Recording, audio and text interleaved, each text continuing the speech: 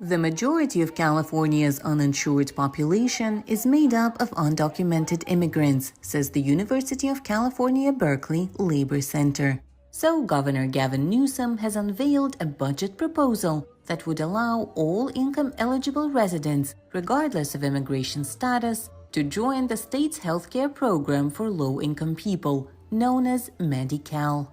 State budget analysts predict the plan would extend full-scope coverage to an estimated 700,000 people in California.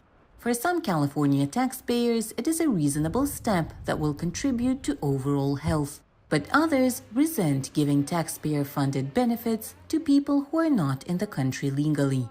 Human rights activist Lillian Serrano says she knows what it's like to live without health insurance. I personally went through having to lose a family member because unfortunately, because of her status as undocumented, she didn't have access to preventative health care that could have probably saved her life. Newsom says the plan is to ensure everyone in the state has health care. Universal health care for all, regardless of pre-existing condition, regardless of the ability to pay, and regardless of your immigration status. We believe in this principle. We believe in the right to quality health care. We believe we are strengthened as a community. We also believe that families are strengthened, particularly in a state as diverse and large as the state of California. Undocumented Californians under the age of 26 are already eligible to join Medi-Cal with full-scope coverage, and undocumented immigrants 50 and over will become eligible later this year. Allowing full coverage regardless of age and immigration status would cost the state an estimated $2 billion a year, according to state estimates.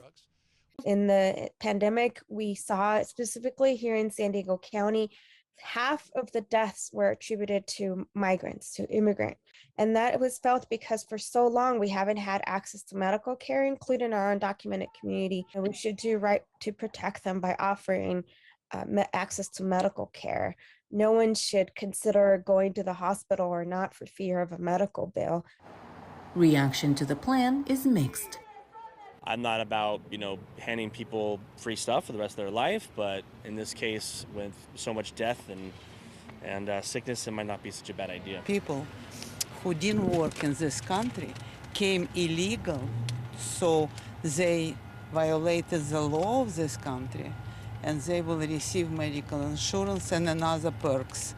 I don't think that it is right. If I have to pay, especially being a healthcare worker, undocumented immigrants, they should have to pay too.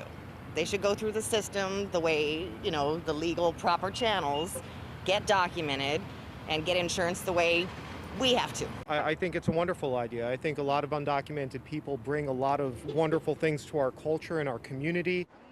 The budget is expected to take months to finalize. If the healthcare proposal is approved and signed into law, it is expected to take full effect in January 2024. Frangelina Bagdasaryan in Los Angeles, NRI's VOA News.